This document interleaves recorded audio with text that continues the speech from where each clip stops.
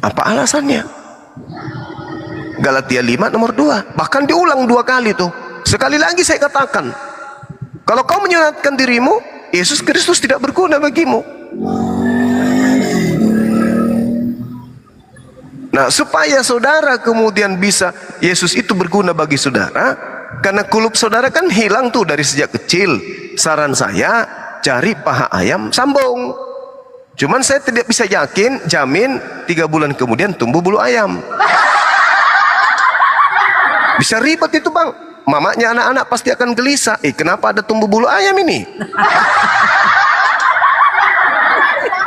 Supaya Yesus berguna bagi abang, sambung pakai paha ayam. Paha orang kan tidak mungkin, paha ayam aja. Cuman sekali lagi saya katakan, begitu sarapnya baku sambung antara sarap Anda dengan daging ayam tadi, dicurigai akan tumbuh bulu ayam. Jadi nanti modelnya kayak bulu tangkis. Menangis-nangis mamanya anak-anak kita buat. Karena setiap ditemani tidur pasti berdarah-darah karena dihantam sama bulu ayam. Nah, itu celakanya. Gini Bang Juma, misalnya kalau kita mau bertemu itu, misalnya kan begini, saya kan Bang Juma mau tanya ayat ini. Bertemunya kita 2 hari kemudian, jadi kan saya bisa jawab. Kalau langsung jawab ini, saya kan mau pelajari dulu. Nggak perlu bang, belajar aja sama saya, gratis pun. Ketika Yesus mengatakan, iblislah yang menjadi bapakmu. Bapak di situ adalah pater dalam bahasa Yunani. Sedangkan kalau kita melihat di dalam Matius 29 nomor 9, di situ juga pater. Jangan kau menyebut pater siapapun di atas muka bumi ini. Coba Anda lihat original teksnya. Jadi kata Yesus, haram hukumnya memanggil siapapun pater. Bukan pater ya dalam bahasa Inggris. Bahasa Yunani pater, F-A-T-E-R.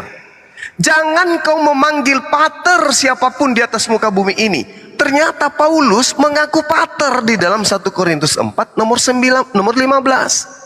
Dalam bahasa Yunaninya betul. Sebab akulah yang menjadi patermu. Coba, Yesus mengaku pater nih. Paulus mengaku pater. Makanya jangan heran bang. Kenapa Kristen makan babi? Karena mengikuti pater Antioquia. Kenapa Kristen ibadah hari Minggu? Karena mengikuti pater Antioquia. Kenapa Kristen tidak sunat? Karena mengikuti pater Antioquia. Kenapa Kristen kemudian makan babi? Karena mengikuti pater Antioquia. Kenapa Kristen kemudian ibadah hari Minggu? Karena mengikuti pater Antioquia. Kenapa orang Kristen menjadi Kristen? Karena pater Antioquia yang mengajarkan. Kenapa kenapa orang Kristen menjadi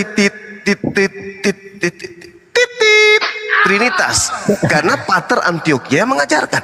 Iblislah yang menjadi bapakmu dan kamu mau melakukan keinginan bapakmu. Atas keinginan siapa orang Kristen menyembah Yesus? Atas keinginan pater Paulus. Atas keinginan siapa orang Kristen kemudian ibadah hari Minggu? Atas keinginan pater Paulus. Atas keinginan siapa orang Kristen makan babi? Keinginan pater Paulus.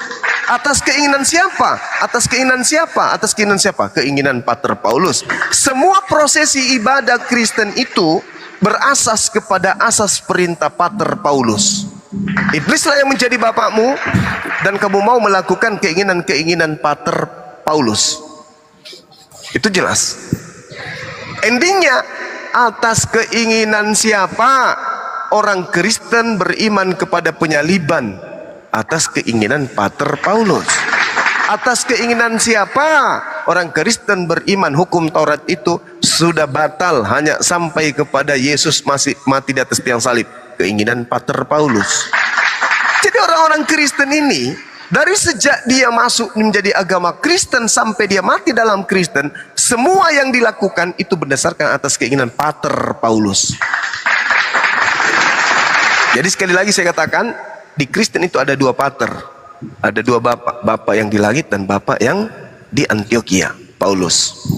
Yang mana yang Kristen jadikan acuan? Contoh, ketika Paulus mengatakan dengan matinya Yesus, dia telah membatalkan hukum Taurat beserta segala perintah dan ketetapan yang ada di dalamnya. Batal semuanya, batal. Nah, sekarang ada perintah jangan engkau berzina. Jangan kau mengingini kemudian milik orang lain. Itu menurut perjanjian lama. Itu adalah perintah-perintah dan keinginan Bapa yang di langit. Tapi semua itu batal.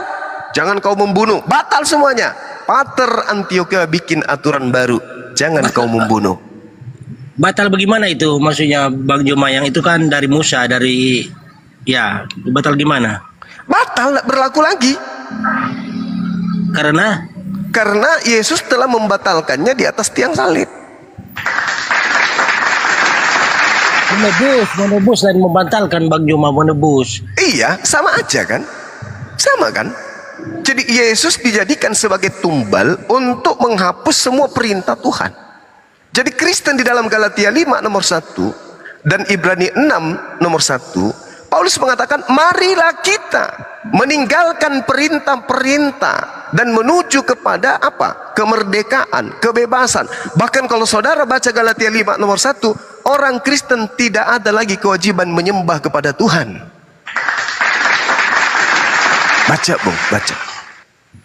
Ini orang-orang Kristen yang ada di sekeliling kami umat Islam ini adalah orang-orang Kristen yang tidak pernah belajar Bible. Mereka hanya megang buku Bible ke gereja, sampai di gereja bukunya ditutup. Mereka hanya mendengarkan doktrin dan dogma dari pemimpin-pemimpin gereja mereka. Makanya ketika dia berdialog dengan saya lah, contoh misalnya, orang-orang Kristen berdialog dengan Bang Suma, mereka akan keteteran. Kenapa? Bang Suma pelajari semua. Dari nol Bang Suma itu kuliti itu Bible. Kenapa? Demi untuk menyelamatkan saudara-saudaranya dan menghindari umat Islam agar jangan murtad.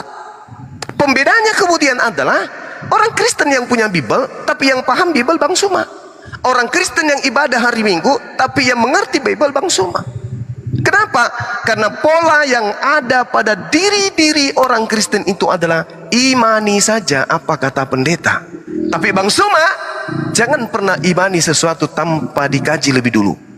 Makanya Bung, kalau orang Kristen seperti saudara Ferdinand Hutahian ini yang kelak akan mati di atas panggung ketika bertemu saya, itu akan nyata di depan mata. Kenapa? Karena Ferdinand Hutahian itu tidak belajar Bible, tidak mengkaji Bible. Saya tidur Bible, bangun tidur Bible, makan Bible, duduk Bible, baring Bible. Untuk apa? Untuk kemudian menyelamatkan jiwa-jiwa yang masih ingin dan masih bisa diselamatkan.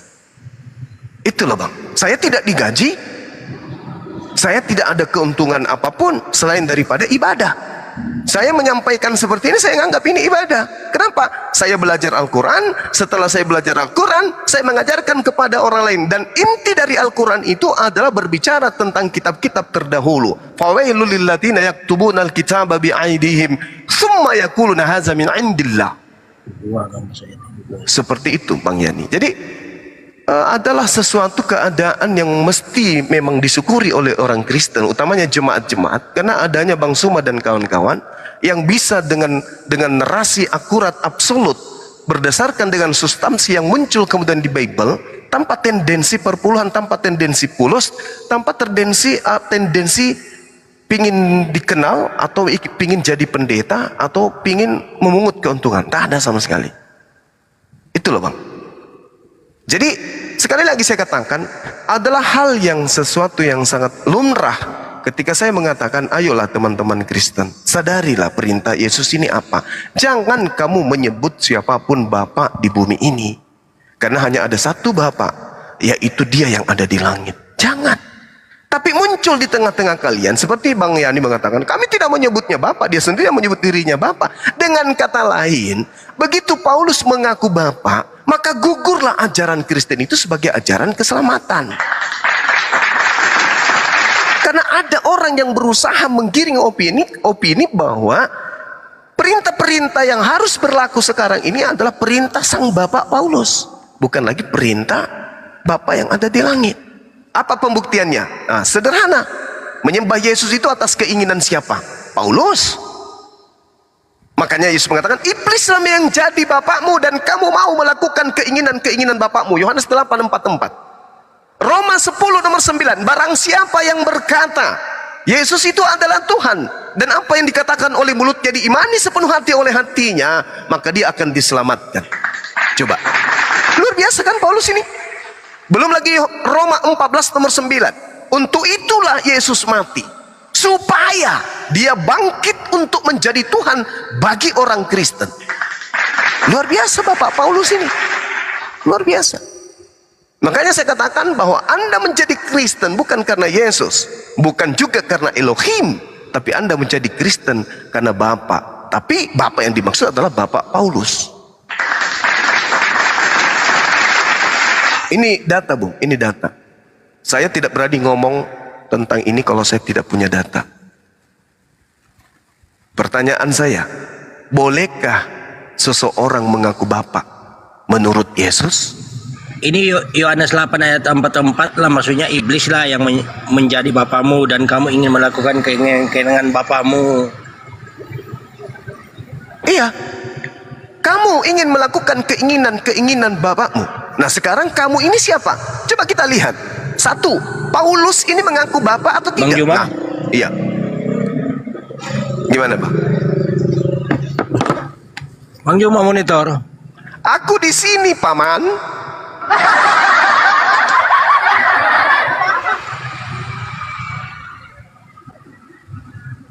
Bang Yani? Sinyalnya jelek tuh bang, satu. Bang Yan? Yani? Sinyalnya Cuma satu merah. Oh kirain merah kodong. Jaringanmu merah kodong. kodong. Kirain kupingnya yang jatuh kodong.